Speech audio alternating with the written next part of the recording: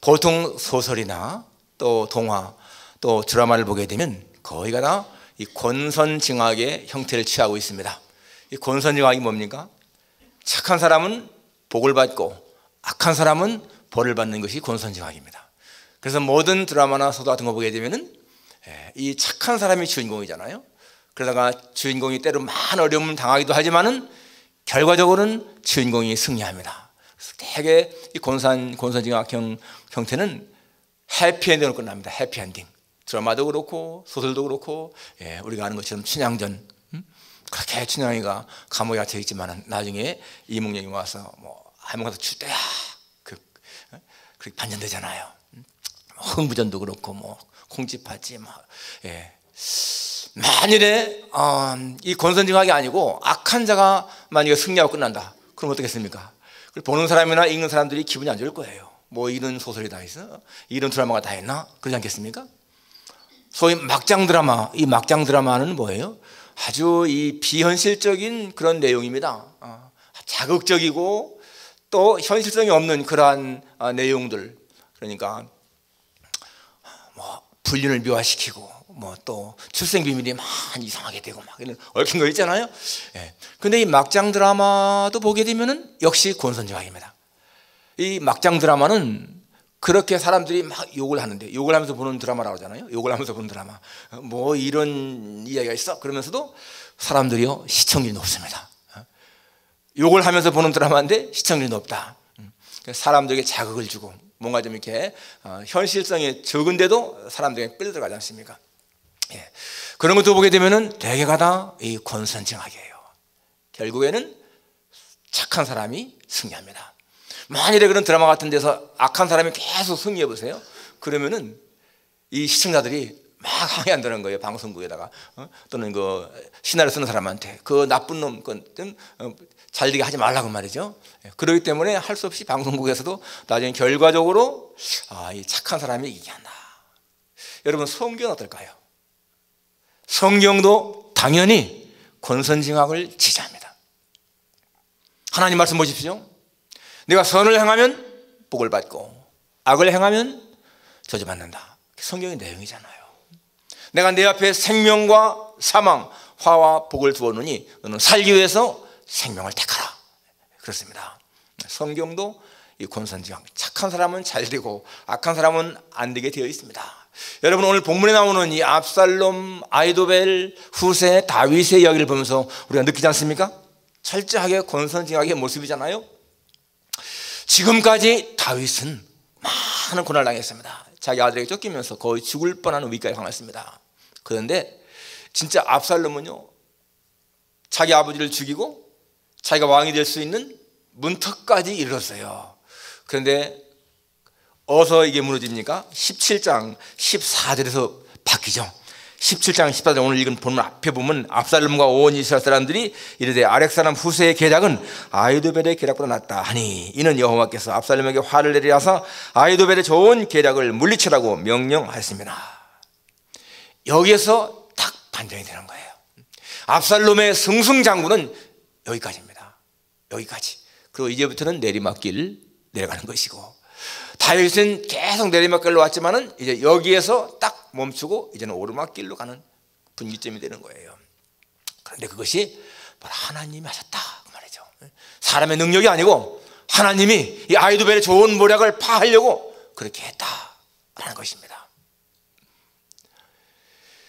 여러분, 한 개인의 운명, 한 국가의 흥망성쇠가 개인에게 있는 것이 아니고 국가에 있는 것이 아니다는 걸 우리 항상 기억해야 됩니다.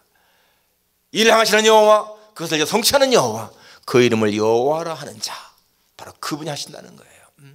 오늘 이 의인의 형통, 악인의 멸망, 우리는 이것을 성경에서 분명하게 볼 수가 있습니다. 자, 오늘 이 몇 가지 내용이 나오는데, 첫째는 후세의 정보를 다윗에게 전하는 내용이죠. 오늘 15절부터 21절까지가 바로 그 내용입니다. 후세가 다윗에게 정보를 전하는 내용이죠. 이에 후세가 사독과 아비아들 두 사람에게 이르되 아히도벨이 압살롬과 이스라엘 장로들에게 이러이러하게 계략을 세웠고 나도 이러이러하게 계략을 세웠으니 이제 너희는 빨리 사람을 보내 다윗에게 전하기를 오늘 밤에 광야 나루터에서 자지 말고 아무쪼록 건너가소서 하라. 혹시 왕과 그를 따르는 모든 백성이 몰사할까 하노라. 지금 이 후세는 그 앞에서 이미 다윗에게 지시받았습니다. 궁궐에서 뭘 보든지 바로 이 사독과 아비아들에게 전해서 나에게 정보가 오게 해라 이렇게 지시를 했습니다. 그래서 이제 후세는 자기가 이 아히도벨의 모략을 파는 그런 계략을 한 다음에 이제 사독과 아비아들에게 빨리 이걸 전해라 라고 하지 않습니까? 나는 이렇게 모략을 베풀었고 또 아히도벨은 이렇게 했는데 혹시 모르니까 만일에 내 모략이 좋다고 했지만은 혹시라도 아히도벨의 모략을 따라서 오늘 밤이라도 기습한다면은 다윗의 생명이 위험하니까 빨리 나루터기 자지 말고 요단강을 건너가서 피하라. 이렇게 정보를 이제 전달하는 거예요. 그래서 지금 그 다음에 이제 이 아비아달과 이 사독이 자기 집 종에게 여종에게 이 사실을 전달하죠. 그래서 이 여종이 또 밖에 성 밖에 있는 요나단과 아히마스에게 이걸 전합니다. 그래서 아히마스와 요나단이 다윗에게 전하려고 막 하는데 18절에 한 청년이 그들을 보고 압살롬에게 알린지라. 이 한 청년이라고 나와 있지만 이 사람은 분명히 압살롬이 놓은 정보원일 거예요. 왜냐하면 보통 사람이라면 어떻게 금방 압살롬에게 말하겠습니까? 그런데 압살롬에게 가서 말한 거 보니까 정보원이죠. 정보원. 풀어놓은 정보원.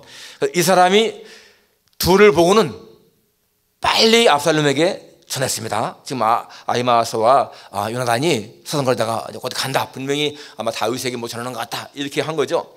그래서 이 두 사람이 빨리 달려서 바후림 어떤 사람의 집으로 들어가서 그의 뜰에 있는 우물소로 내려갔다. 얼마나 다급했는지 도망갈 틈이 여유가 없으니까 그 바후림에 있는 여인 집 앞에 있는 우물, 빈 우물로 들어갔다는 거예요. 그러니까 여인이 거기다가 뚜껑을 덮고 거기다 곡식진 것을 넣어놓고 그러니까 전혀 사람이 없는 것처럼 그렇게 했다는 것이죠. 자, 그렇게 한 다음에 이제 압살롬의 종들이 그 집에 와서 여인에게 묻습니다. 아히마스와 요나단이 어디 있느냐? 그 여인이 말하기를 그들이 시내를 건너가더라 하니 그들이 찾아도 만나지 못하고 예루살렘으로 돌아가니라. 예. 정말 우이기일발 아슬아슬한 그러한 순간이었는데 이 여인의 기지로 이 아히마스와 요나단이 잡히지 않고 이제 추격자들이 돌아간 다음에 그들이 간 후에 두 사람이 우물에서 올라와서 다윗왕에게 가서 다윗왕에게 말하여 이르되 그대로 말합니다. 빨리 요단을 건너가십시오. 잘못하다가는 다 몰살당합니다. 그래서 이제 이 다윗이 일어나서 모든 백성과 함께 요단을 건넜다. 새벽에 미쳐 한 사람도 건너던 사람이 없다. 오늘 성경은 이렇게 말씀하고 있습니다. 여러분 만일에 여기서 말이죠. 정말 만일에 그 중에 한 사람이라도 붙잡혔더라면 아히마스나 요나단이나 여인이나 또는 뭐 여종이나 붙잡혔더라면 탈환났을 거예요. 그러면은 후세도 잡힐 것이고 이 압살롬이 당장 아히도벨의 그 계략을 시행해서 다윗이 그 밤에 죽었을 거예요. 그런데 이렇게 사람들이 정말 잘 움직여가지고 그렇게 마침내 다윗이 요단을 건넜다. 여러분 다윗이 요단을 건넜다라고 하는 이 말은요 군사 전력상 중요한 의미가 있습니다. 이것이 무슨 의미입니까? 이제 압살롬의 그 뛰어난 그 계략, 이 아히도벨의 계략은 이제 실패했다 그 말입니다. 아히도벨은 어떻게 하든지 다윗이 요단을 건너오기 전에 죽이려고 했습니다. 그랬는데 요단을 건넜다라고 하는 것은 이제 이 아히도벨의 계략이 완전히 깨졌다라는 것을 의미하고 있고 그 다음에 또 한 가지 이 다윗에게 군사를 다시 재정비할 수 있는 여유를 준 거예요. 그러니까 이 압살롬은 승리의 일보 직전에서 정말 승리할 수 있는 그 일보 직전에서 이제는 실패하게 된다. 그것을 보여주는 내용이죠. 다윗이 요단을 건넜다. 근데 여기서 우리가 한 가지 의문 갖는 것은요. 이 청년이 이 정보원이 분명히 여인 집에 와서 아히마스와 요나단이 어디 있느냐 이렇게 묻지 않습니까? 그럼 아히마스와 요나단이 분명히 다윗과 내통한다. 이거를 지금 알고 있다면은 왜 아히마스와 요나단의 아버지인 사독과 아비아들을 불러서 추궁하지도 않고 문책하지도 않았을까?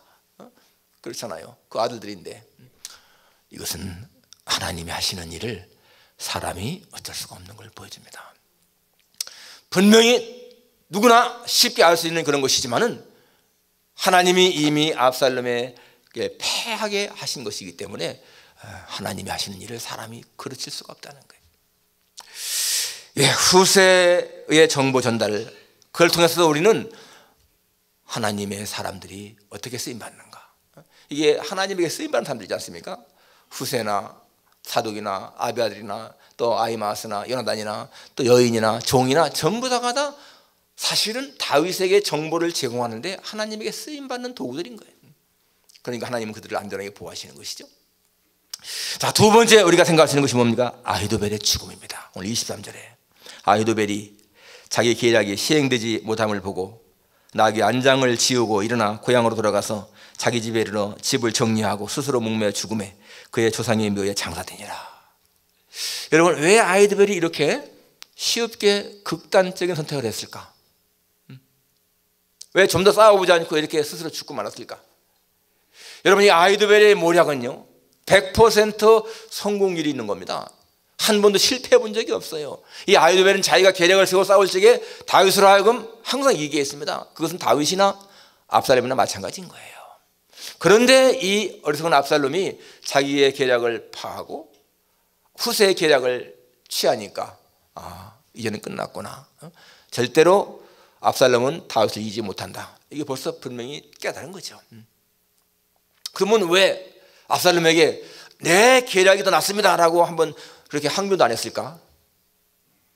17장 4절에 보게 되면은 이 아히도벨이 계략을 말했을 적에 압살롬과 이스라엘 장로들이 다 그 말을 옳게 여기니라 그랬습니다. 압살롬과 장로들이 다 그 말이 옳다, 아히도벨의 말이 옳다 했는데 17장 14절에 가보게 되면은 후세가 계략을 말하니까 압살롬과 온 이스라엘 사람들이 이르되 아렉사람 후세의 계략은 아히도벨의 계략보다 낫다 하니. 처음에는 압살롬과 장로들만 얘기했는데 뒤에는 압살롬과 모든 백성들이 다 아렉사람 후세의 계략이 낫다는 거예요. 뭘 말합니까? 아히도벨의 계략은 이 후세의 계략에 의해서 아주 완전 판정패당한 거죠. 그런 상황에서 이제 아히도벨이 내 계략이 낫다고 항변해 보아야 누가 믿어주겠습니까? 그것은 후세의 좋은 계략을 당신이 시기해서 그렇다라고 말듣지 않겠습니까? 그러니까 이 아히도벨은 지혜가 있는 사람이지 않습니까? 지혜가 있는 사람, 앞을 내다보는 거예요. 당연히 압살롬은 패한다. 그러면 자기는 반역자의 무리에 있었기 때문에 혹시라도 압살롬은 살지 모르겠지만은 자기는 죽겠다, 이거 생각한 거 아니에요? 옛날에 조선시대에도 그 왕자인한 때 보게 되면은 그 왕자 이천한 때 보게 되면 이 이방원의 형이 반역을 일으키잖아요. 박부란 장군하고. 그런데 실패합니다. 그런데 이방원이가 자기 형은 살려. 그리고 박부 장군은 죽이죠. 혈육은 살리고 이 장군은 죽입니다. 그러니까 여기도 진짜 압살롬은 아들이니까 뭐 혹시라도 다윗이 살릴 수 있다 하겠지만은 자기는 죽는다. 혹시라도 또 다윗이 자기를 용서해 주겠다 하더라도 이 아히도벨의 자존심은요 허락하지 않습니다. 그래서 마침내 그렇게 자살을 하고 만 것이죠. 여러분, 이 아히도벨의 죽음은 참 이 악인의 최후를 보여주는 거예요. 이 아히도벨은 다윗에게 있어서도 잘 살 수 있는 사람인데 무엇 때문인지 자오건의 이 압살롬에게 붙어서 더 부영화 누리려고 하다가 끝내 망하잖아요. 자기는 뭐 다윗을 오늘 밤에 내가 죽이겠다 그렇게까지 했는데 다윗에게는 손 한번 내지 못하고 자기 스스로가 그렇게 죽고 맙니다. 이 아히도벨의 죽음이 우리에게 주는 중요한 의미가 있습니다. 뭡니까? 이제 압살롬은 끝났다 그겁니다. 압살롬은 절대로 좋은 모사를 잃었기 때문에 다윗을 이길 수가 없다. 우리는 그걸 볼 수가 있어요. 이 아히도벨의 죽음에서 압살롬은 다윗을 절대 이기지 못한다. 그렇게 훌륭한 모사를 어디 찾겠습니까? 그리고 또 한 가지, 이 아히도벨의 죽음은요 압살롬의 죽음을 예고하는 거예요. 보여주는 겁니다. 서곡이지, 서곡. 이 압살롬과 아히도벨은 사실상 이 운명이 결탁된 사람들인 겁니다. 한 사람이 망하면 같이 망할 수밖에 없는 사람들인 거예요. 그러니까 우리는 아히도벨의 죽음을 보면서 압살롬도 결국에는 죽겠구나, 이거를 우리가 볼 수가 있습니다. 여러분, 이 압살롬, 아히도벨의 죽음을 통해서 우리가 뭘 알 수 있습니까? 야고보 4장에 보니까 어떤 사람이, 이 장사꾼이, 야, 내가 오늘이나 내일 어느 도시에 가서 1년을 머물면서 장사해서 이익을 남기겠다 그러죠. 그때에 네 생명이 무엇이냐? 예? 네 생명이 무엇이냐? 너는 잠깐 보이다가 없어지는 안개니라. 예. 진짜 인간은 잠깐 보이다가 없어지는 안개. 마치 가룟 유다가 예수님을 팔고는 그 돈을 가지고 좀 써보겠다 했는데 한 푼도 못 쓰고 나중에 다 갖다 도로 성경에 던져놓고는 자살하죠. 똑같은 것을 우리가 보여줍니다. 여러분, 세상은요, 이 악한 자들이 잘 되는 것 같은 게 많습니다. 악인의 형통. 시편 73편에 보게 되면 이 시편 기자가 악인의 형통을 보고서 너무너무나 시험 들었습니다. 하나님께 실망했다고 고백하잖아요. 하나님께 실망한 거예요. 하나님, 어떻게 해서 이렇게 악한 자 잘 됩니까? 그러면서 굉장히 이렇게 막 시험 들어가지고 막 그러죠. 하나님을 떠나려고까지. 그런데 나중에 깨닫습니다. 이 악인의 형통은 진짜 형통이 아니고 겉으로만 나타나는 것이다, 그 말이에요.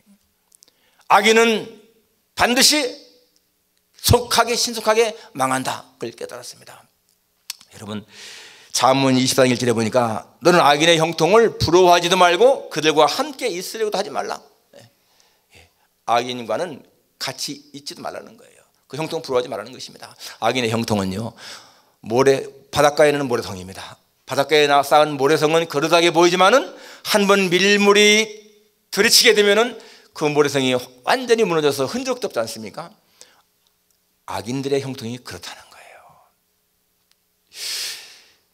이 악인들은 사실상 이 법에 의해서 심판을 안 받아도 이미 벌써 그들의 마음은 심판을 받은 거예요. 이 악인들의 마음이 얼마나 불안한가, 그걸 보여주는 내용이 하나 있는데요. 2017년 3월 달에 이 40세 된 여자가 경찰서에 자기 발을 찾아와서 이렇게 말했습니다. 밤마다 죽은 딸이 나타나서 살 수가 없습니다. 나를 처벌해 주세요.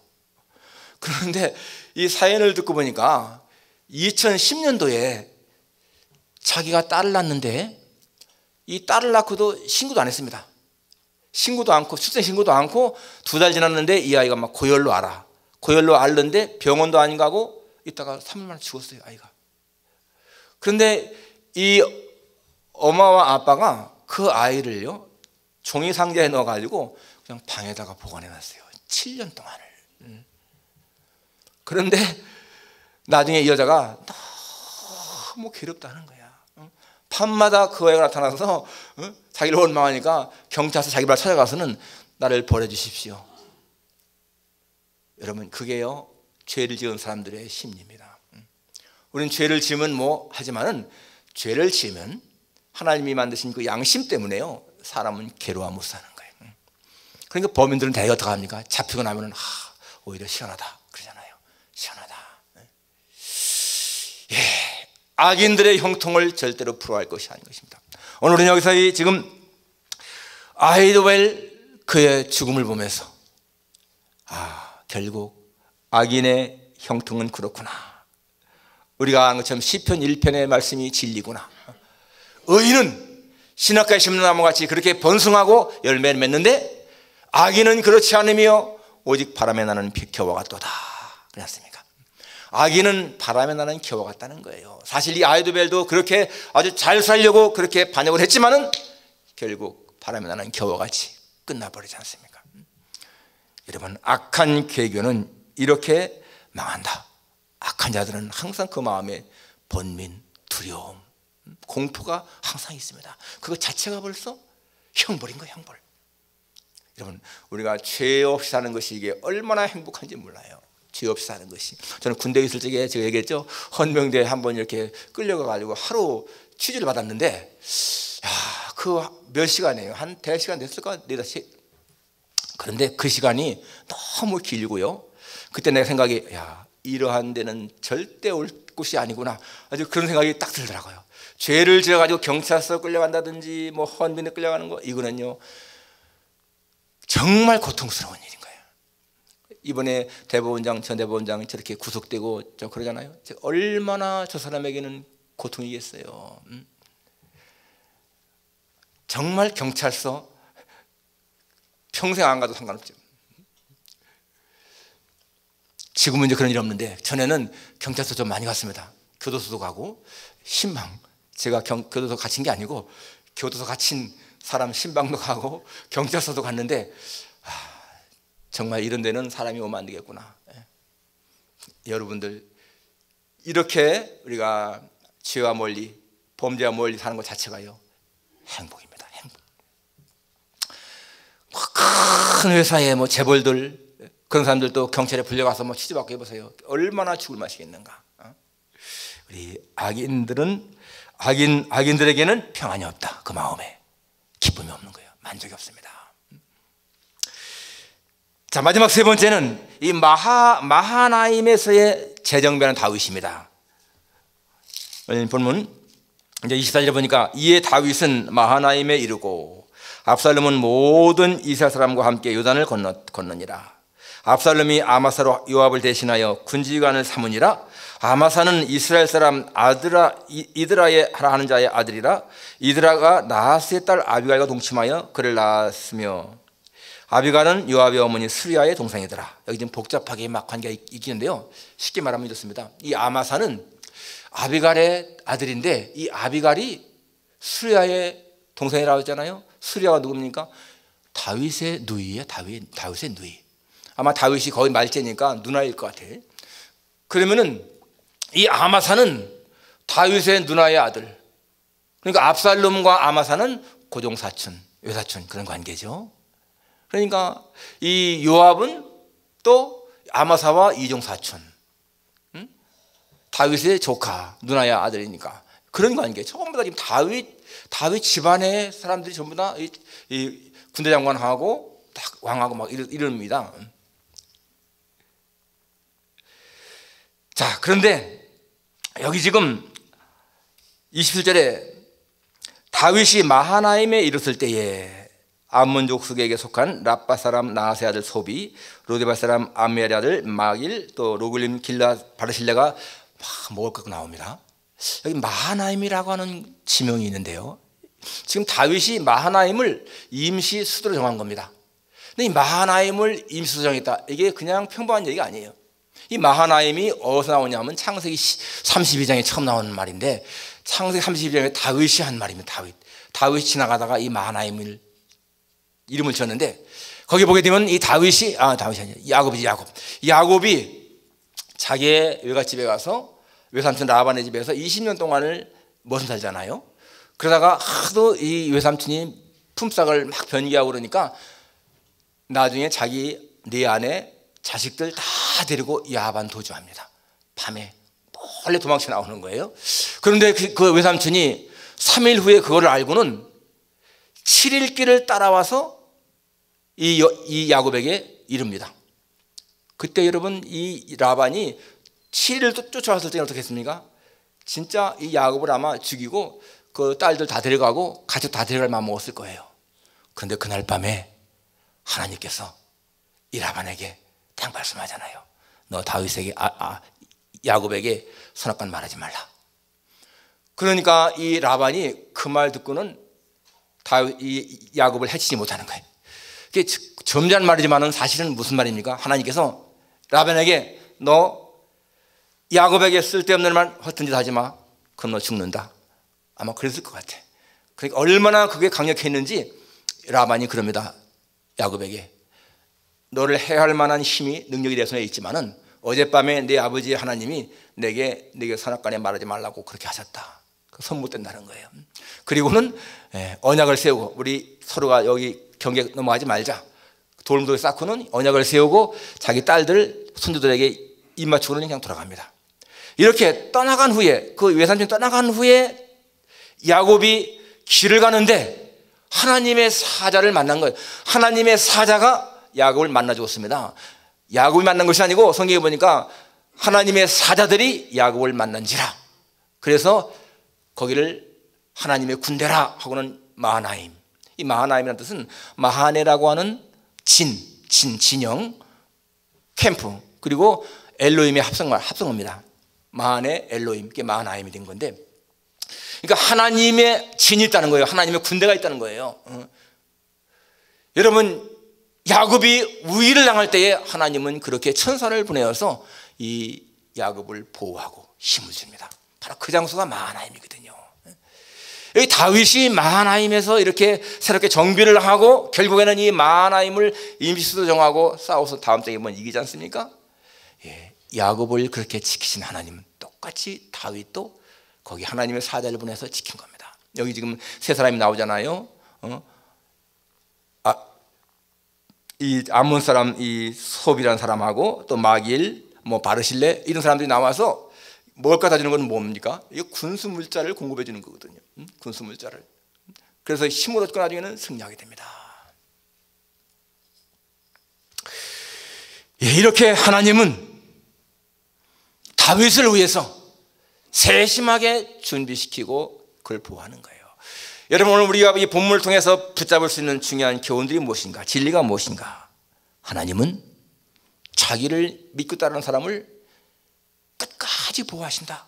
그거예요. 하나님은 자기를 신뢰하는 자를 끝까지 보호하신다.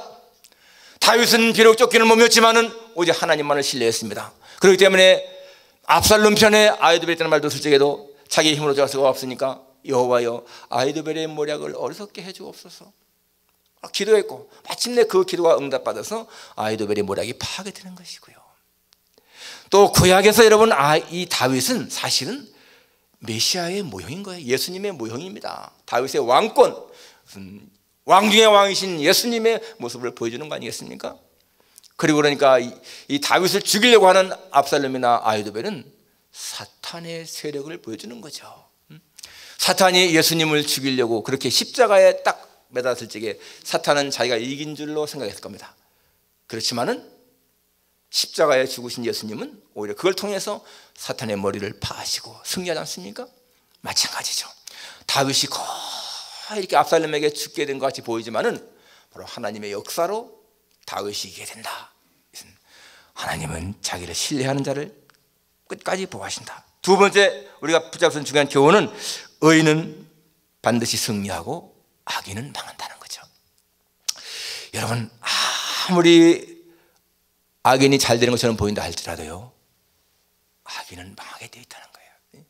사탄이 아무리 강하게 보이지만은 사탄은 마지막 날 붙잡혀서 저 무저갱에 갇히게 되는 것이고, 우리는 승리하게 되었다는 것이 성경의 증거 아닙니까?